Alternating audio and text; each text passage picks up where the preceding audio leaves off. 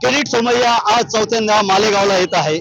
त्यांनी अगोदर होट जिहादचा आरोप केला, त्याच्यानंतर बांगलादेश आणि रोहिंग्याला इथे बनावट जन्म दाखले दिले जात असल्याचे त्यांनी आरोप केलेला आहे आणि आज ते येत आहे. किरीट सोमय्या वारंवार मालेगावला येऊन त्याची बदनामी करत आहे असा आरोप मायनॉरिटी सुरक्षा कमिशनने केलेली आहे. त्यांनी आज महात्मा गांधी पुतळ्याजवळ धरणे आंदोलन सुरू केलेले आहे. या आंदोलनात माजी आमदार आसिफ शेख आहे, समाजवादी पार्टीचे मुस्तकीम डिग्निटी आहे व इतर पदाधिकारी इतर पक्ष आहे. आपण बघू शकतात का यांच्या हातात जे बॅनर आहे त्याच्यात सोमय्या हस्तक्षेप खपून घेतला जाणार नाही, go back Somaiya go back असे घोषणाबाजी पण केली जाते. बॅनर पण हातात आहे आणि तोंडाला काळ्या पट्ट्या लावून हा निषेध आंदोलन केलं जाते. आपण जाणून घेऊया, माझ्यासोबत बोलण्यासाठी माजी आमदार आसिफभाई शेख आहे, त्यांच्याकडून जाणून घेऊया का ते सोमय्याला विरोध का करताय, काय कारण आहे तुम्ही जे सोमय्या यांना विरोध करताय? किरीट सोमय्या को विरोध इसलिए है, किरीट सोमय्या का जो आरोप है मालेगांव शहर के अंदर रोहिंग्या बांग्लादेशी मुसलमान बनावटी कागज पत्र तैयार करके यहाँ पर रहते हैं। मेरा तो प्रश्न ये है कि केंद्र में भारतीय जनता पार्टी की सरकार 2014 से आज तक है, तो जो बॉर्डर के ऊपर बांग्लादेश के बॉर्डर के ऊपर, तो क्या सरकार का अपयश है, क्या सरकार नाकाम हो गई? पहले तो उनसे प्रश्न है। ठीक है, उसके बाद भी अगर एक विशेष समाज को टारगेट करने के लिए अगर बांग्लादेशी और रोहिंग्या का ये मुद्दा उठाए और राज्य सरकार ने एसआईटी का गठन कर दिया, तो राज्य सरकार की एसआईटी को काम करने दो।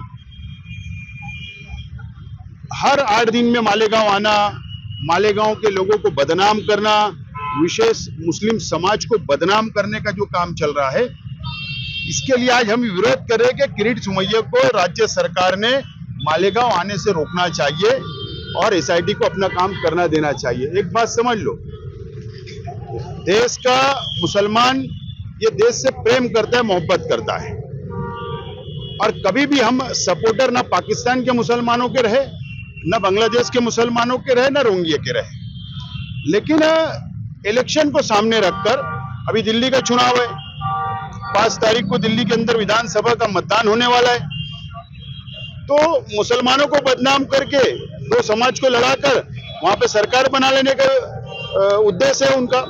जैसा महाराष्ट्र के अंदर महायुति सरकार ने, भाजपा ने होट जिहाद का नाम लिया, सरकार बना लिया, वैसी दिल्ली के अंदर अब रोहिंग्या और बांग्लादेशी मुसलमानों के नाम बनाने की कोशिश चल रही और सिर्फ एक विशेष समाज को टारगेट करने का काम चल रहा है। हमारा सिर्फ यही विनती है राज्य सरकार से, किरीट सोमय्या को रोको, उनके बोलने पर, उनके डिमांड पे एसआईटी बनाए तो एसआईटी को काम करने दो। आपण काय म्हणाल याविषयी जे आता आज आंदोलन करताय तुम्ही, आंदोलनाचा हत्यार उपसलेला आहे, किरीट सोमय्याला तुम्ही प्रखर विरोध करताय, काय कारण आहे? किरीट सोमय्या के बोलने पर एसआईटी बनी, अब एसआईटी इन्वेस्टिगेशन कर रही है, तो उसमें अब सरकार को एसआईटी पे विश्वास करना चाहिए। और किरीट सोमय्या जो ऑफिसों में आकर पेपर चेक करते हैं, ये सब करते हैं, इससे कहीं ना कहीं हमको लगता है कि वो कोई गलत तरीका इस्तेमाल कर सकते हैं। जब एसआईटी बनी है और अगर उनको कोई बात रखनी है अपनी खुद की, तो खुद के बोलने पर बनी हुई एसआईटी के ऑफिसरान से मिले और उनसे बात करें, और सवाल अगर उनको करना है तो केंद्र सरकार से करे, जो बांग्लादेश की वजीर आजम को मेहमान बना के रखे है, ना कि मालेगांव के लोगों से। इसलिए मालेगांव में कोई बांग्लादेशी नहीं है, कोई रोहिंग्या नहीं है। हमको पता है यहाँ पर 10 साल से मंत्री हैं मालेगांव शहर के, वो भी शिवसेना के जो सरकार में रहे हैं। क्या ये सब इतनी ताकत होने के बाद भी कोई मालेगांव शहर में ऐसा आ सकता है क्या? ये मुमकिन नहीं है। मगर किरीट सोमय्या एक नैरेटिव सेट कर रहे हैं मालेगांव के नाम से, बांग्लादेशी, और हमको लगता है कि ये नैरेटिव अगर सेट होगा तो पूरे मालेगांव शहर की बदनामी होंगी। उसमें सिर्फ मालेगांव सेंट्रल नहीं है, मालेगांव आउटर भी मालेगांव ही है। इसलिए हम चाहते हैं कि किरीट सोमय्या ने इन्वेस्टिगेशन ऑफिसरों से तालमेल करके उनसे कामकाज करे। ये जिस तरह का नैरेटिव सेट हो रहा है, ये मालेगांव शहर के लिए अच्छा नहीं है, यहाँ के आम लोगों के लिए अच्छा नहीं है। पण याच्यात एक असंही पाहण्यात आलेलं आहे का तहसीलदार, नायब तहसीलदार यांना निलंबित करण्यात आलेलं आहे, त्याच्यामुळे काहीतरी त्यांना तथ्य आढळलं असेल म्हणूनच त्यांना, असं किरीट सोमय्यांचं म्हणणं आहे। नायब तहसीलदार को जो निलंबित उन्होंने किया, वो रास्ता बनाने की कोशिश कर रहे, रास्ता नहीं था। अब उनके माध्यम से उनके ऊपर उनको टारगेट करके उनको निलंबन कर देना, बाद में उनको दूसरी तरफ ट्रांसफर कर देना और मालेगांव के ऊपर आरोप करना और मालेगांव को बदनाम करना, विशेष एक समाज को बदनाम करना, तो ये एक उनका रणनीति का हिस्सा है। और राज्य सरकार जो आज भाजपा की है और किरीट सोमैया भी भाजपा के है, तो एकदम स्पष्ट है कि मालेगांव को सामने रखकर एक समाज को टारगेट करके दो समाज को लड़ाकर राजनीति करना और स्थानिक स्वराज्य संस्था के जो निवडणूक आने वाले हैं महाराष्ट्र के अंदर, उसके अंदर बहुमत लेना और ये राजनीति करने के लिए एसआईटी का गठन किया गया। ठीक है, एसआईटी बनी, एसआईटी ने अपना काम करना चाहिए, तपास करना चाहिए, लेकिन किरीट सोमैया जो दबाव तंत्र वापरते हैं मालेगांव के अंदर आके, उनको रोकना चाहिए। किरीट सोमैया के बाद अभी नीतीश राणे ने भी एक मुद्दा उठाया है, जो स्कूलों में अपनी जो मुस्लिम बच्चियां जाती है वो हिजाब पहन के जाती है, बुरखा पहन के जाती है, इसके ऊपर पाबंदी लाने की भी उन्होंने बात कही है। अब किरीट सोमैया के बाद नीतीश राणे भी अब मुस्लिम समाज को टारगेट कर रहे हैं, ऐसा लग रहा है आपको? नीतीश राणे की जबान से उनके शब्द कभी मीठे नहीं निकलते, कभी भी जहर ही उगलने का काम नीतीश राणे का है और इसलिए तो मंत्री में बन गए। मंत्री बनना है और आगे बढ़ना है, इसके लिए मुस्लिम समाज को टारगेट करने का काम उन्होंने हमेशा किया। जो बच्चे एग्जाम देने जाती है, जो बच्चियां जो बुरखे में जाती है, जो हिजाब में जाती है, ये हमारे देश की परंपरा है। हर समाज को, हर धर्म को अपना अपना अधिकार स्वतंत्र है, वो जाकर एग्जाम में बैठते, उनका हिजाब, उनका बुरका, उनका पहरावे के ऊपर कोई आपत्ति नहीं होना चाहिए। और उन्होंने पत्र दिया, नीतीश राणे ने पत्र शिक्षण मंत्री को दिए और शालेय शिक्षण मंत्री हमारे ज्येष्ठ नेता है, हमारे शहर के है और उनका जन्म, हमारे शिक्षण मंत्री का जन्म मुस्लिम समाज के बीच में हुआ है। आगरा रोड पे उनका जन्म हुआ है और वो मालेगांव के मुस्लिम समाज को, मुस्लिम लड़कियों को बुरखे के अंदर, ये सब वो जानते हैं। हमको विश्वास है कि शिक्षण मंत्री नीतीश राणे की बात को नहीं मानेंगे।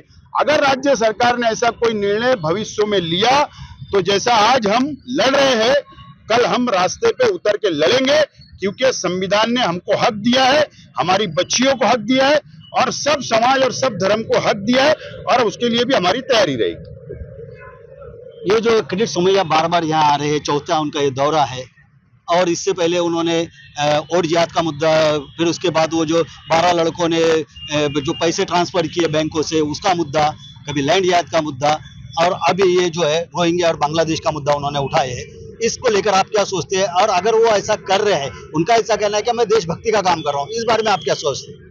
नहीं, दरअसल कैसा है, किरीट सोमैया साहब को मालेगांव के अलावा और कुछ दिख ही नहीं रहा है, यानी किरीट सोमैया से किरीट सोमैया हो गए। तो उनको ये चाहिए कि उनका इलाज करवाए और महाराष्ट्र सरकार से भी गुजारिश है मेरी कि किरीट सोमैया की बात ना आते हुए अपने माध्यम से उनको खुद अपने अधिकारी लगा के इसकी चौकसी करना चाहिए।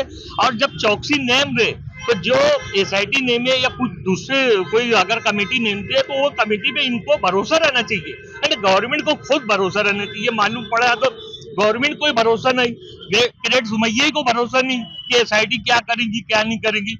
जहां तक के 12 बच्चों का मामला है, बैंक का ट्रांसफर, पैसा ट्रांसफर का, तो ये सरकार की बातें है, सरकार करे और जो अगर कसूरवार है उसको सजा दे।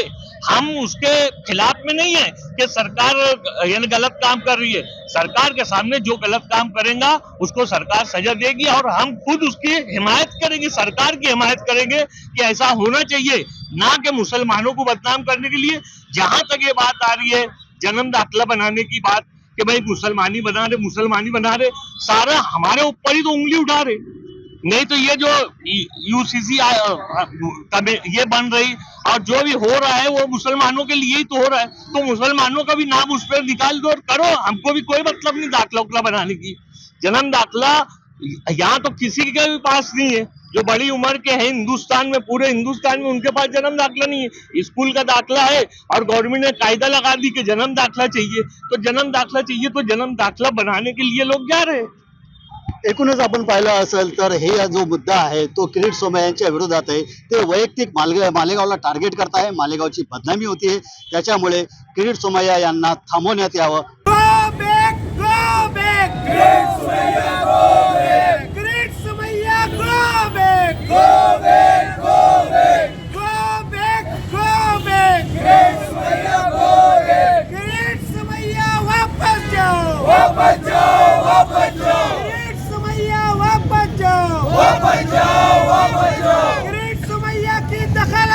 अंदाजी नहीं चलेगी, ग्रेट सुमैया की दखल अंदाजी नहीं चलेगी।